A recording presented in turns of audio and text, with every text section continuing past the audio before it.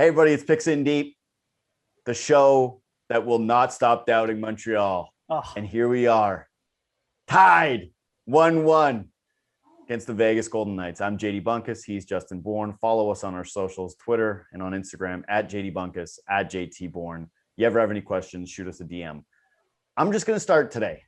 I'm going with the Montreal Canadiens as a value play. I think that there's a pretty good price for Vegas here. It's a little bit overreactionary based on what we've seen so far, where they're minus 161. And usually they started as around like a minus 250 favorite. Montreal wins a game. All of a sudden it's tilted. My case is just this. Montreal is plus 145.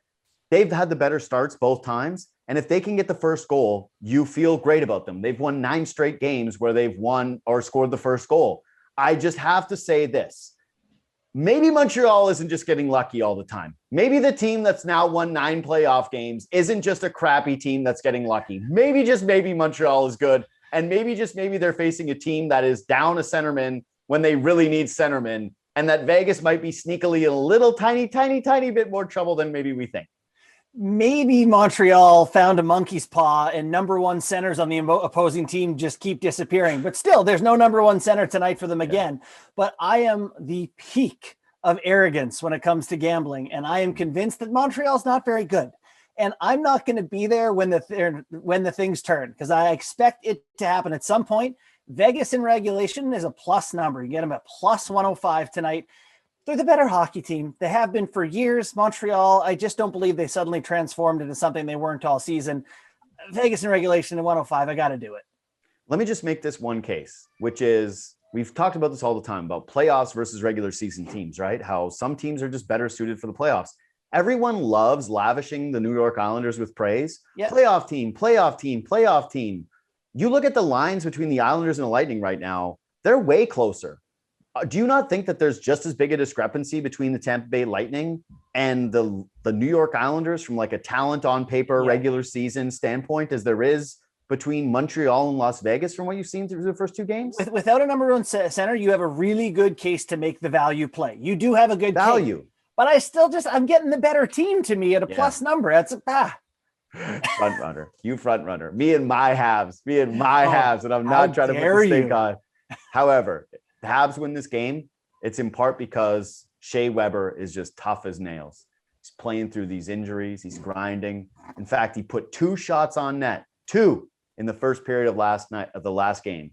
I'm not living in fear of that. He shot no more times in that game. That's now 4 times he's gone under this number in a row. I pointed this one out last time, how it's now 9 times where he has not hit this so far throughout the postseason. Shea Weber under 2.5 points. It's kind of the bet of Picks In Deep right now. There's some pretty heavy juice. It's minus 160. So that means you got to bet $160 to win $100.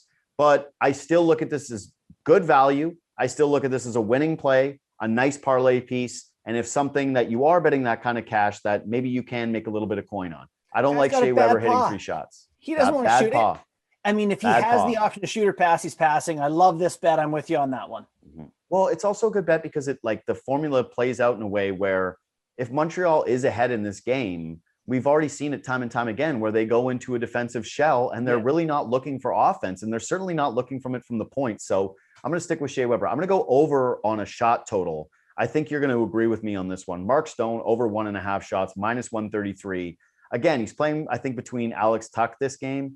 There is a bit of drop off in offensive quality, but Mark Stone to me is a big game player. He's not someone that's going to have any type of jitters moving into this game, no butterflies, no nothing. He's a leader. I think he leads by example. I think he gets at the bare minimum 2 shots on goal.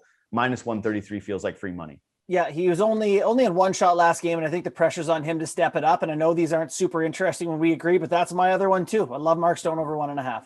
Last one from me. I'm going to take Joel Armia to score at plus 380. Again, I just like guys who score gritty playoff goals at good value. I don't really love when you pick the stars because I never feel as though you get the best odds. It's not great betting the Paciorettys of the world. I don't think that Montreal has great value for Toffoli, even though, he's probably more likely to score. But Joel Armia plus 380. I like guys like Perry in that regard, someone who's farther down the lineup who might just grit one out. Corey Perry right now. Let's pull this up because that's another one I always look for.